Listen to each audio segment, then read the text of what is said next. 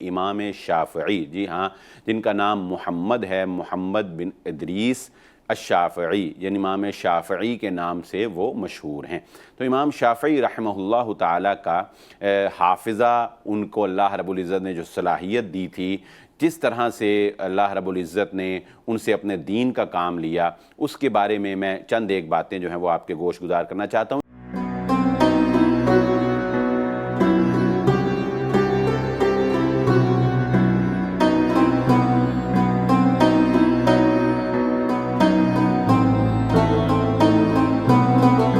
بسم اللہ الرحمن الرحیم۔ پروگرام ستارہ حرم کے ساتھ میں ہوں آپ کا میزبان بلال احمد۔ ناظرین کرام، آج ہم پروگرام میں ایک عظیم شخصیت جو ایک امام کا درجہ رکھتی ہیں، اور شریعت کے اندر، اور بالخصوص اگر ہم بات کریں فقہ کی، تو فقہ کے اندر ایک نمایاں نام، ایک نمایاں حیثیت رکھنے والے امام شافعی، جی ہاں، جن کا نام محمد ہے، محمد بن ادریس الشافعی، یعنی امام شافعی کے نام سے وہ مشہور ہیں۔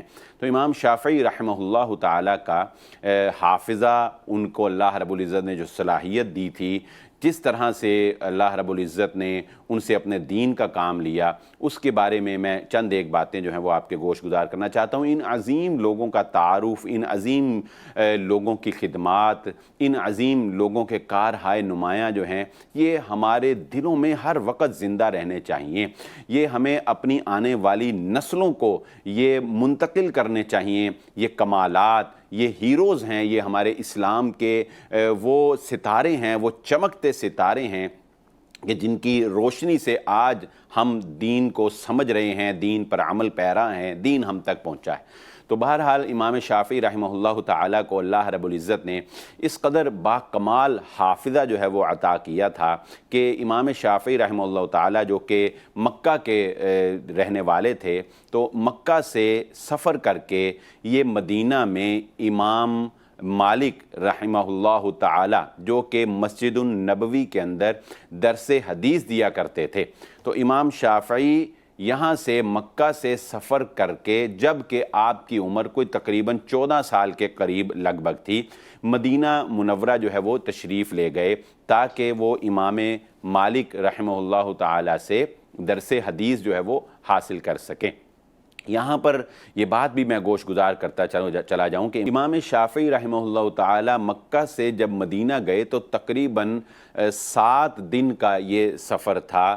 امام شافعی رحمہ اللہ تعالیٰ ان 7 دنوں میں روزانہ دن کے وقت ایک قرآن مجید اور رات کے وقت جو ہے وہ ایک قرآن مجید مکمل کر لیا کرتے تھے۔ یعنی اس قدر حافظہ بھی تھا اور اس قدر ذکر و اذکار اور قرآن مجید کے ساتھ وابستگی تھی کہ دوران سفر بھی جو ہے وہ اپنا وقت ضائع نہیں کرتے تھے اور قرآن مجید کی تلاوت جو ہے وہ مسلسل جاری رکھتے تھے۔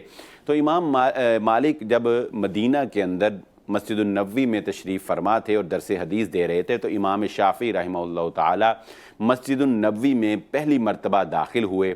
آپ نے امام مالک کو دیکھا، ہیبت اتنی طاری ہوئی، اتنا رعب تھا ان کا، اتنا جلال اللہ رب العزت نے عطا کیا تھا کہ امام شافعی کہتے ہیں کہ میں وہیں پر بیٹھ گیا، بس آخر میں جہاں مجھے جگہ ملی ان کے درس حدیث میں۔ امام مالک اپنی کتاب موطا جو ہے، موطا امام مالک، جو کہ حدیث پہ لکھے جانے والی ایک پہلی کتابوں میں سے ہے، اس کا درس دے رہے تھے۔ 25 کے قریب احادیث امام مالک رحمہ اللہ تعالیٰ نے اس درس حدیث میں لوگوں کے گوش گزار کی۔ امام شافعی کہتے ہیں کہ جب میں درس حدیث میں شامل ہوا تو میں نے ایک تنکا زمین سے اٹھایا اور امام مالک رحمہ اللہ تعالیٰ جو بھی حدیث بیان کرتے تھے میں اس کو اپنے ہاتھ پر لکھتا جاتا تھا۔ اب آپ یہ بات سن کے حیران ہوں گے کہ تنکے سے لکھائی تو ہوتی نہیں۔ جی ہاں، تنکے سے لکھائی نہیں ہوتی، لیکن یہ ایک پریکٹس تھی کہ لکھنے سے انسان کو جو چیز ہے وہ زیادہ جلدی یاد ہو جاتی ہے اور زیادہ بہتر طریقے سے یاد ہو جاتی ہے۔ یعنی حافظے میں وہ چیز جو صرف سنی ہو وہ اس طرح نہیں اترتی، بلکہ اگر کسی چیز کو آپ بائی ریٹن لکھ لیتے ہیں تو وہ آپ کے حافظے میں زیادہ بہتر محفوظ ہو جاتی ہے۔ یہ اسٹوڈنٹس کے لیے ایک فارمولہ بھی یہاں سے ہمیں ملتا ہے۔ تو امام شافعی رحمہ اللہ تعالیٰ خود جو اپنا سفر نامہ بیان کرتے ہیں تو وہ کہتے ہیں کہ جب درس حدیث ختم ہوا تو سارے لوگ جو ہیں وہ اسٹوڈنٹس جو ہیں اٹھ کر چلے گئے، لیکن امام شافعی جو ہے وہ بیٹھے رہے۔ تو امام مالک رحمہ اللہ تعالی نے امام شافعی کو دیکھا تھا کہ یہ بچہ جو ہے یہ تنکے سے کچھ کر رہا ہے۔ امام مالک نے امام شافعی کو بلایا۔ امام شافعی کہتے ہیں کہ میں امام مالک کے پاس آ کر بیٹھا، انہوں نے مجھ سے میرا تعارف پوچھا، میں نے بتایا کہ ہاں میں مکہ سے آیا ہوں، پوچھا قریشی ہو، بتایا ہاں میں قریشی ہوں۔ امام مالک رحمہ اللہ تعالیٰ نے تعریف کرتے ہوئے کہا کہ تمہاری ساری باتیں جو ہیں وہ درست ہیں، لیکن تم جو تنکے سے کھیل رہے تھے یہ حدیث کی کلاس میں ادب و آداب کے خلاف ہے۔ تو امام شافعی رحمہ اللہ کہتے ہیں کہ میں نے عرض کی کہ میں تنکے سے کھیل نہیں رہا تھا، بلکہ جو احادیث آپ بیان کر رہے تھے وہ میں لکھ رہا تھا۔ تو امام مالک نے ہاتھ ایسے پکڑا میرا امام شافعی کا اور کہا، دیکھا، کہا یہ تو لکھا تو کچھ بھی نہیں ہے۔ تو امام شافعی کہنے لگے کہ وہ میں لکھ اس لیے رہا تھا کہ جو میں لکھ رہا تھا وہ میرے حافظے میں محفوظ ہو رہا تھا۔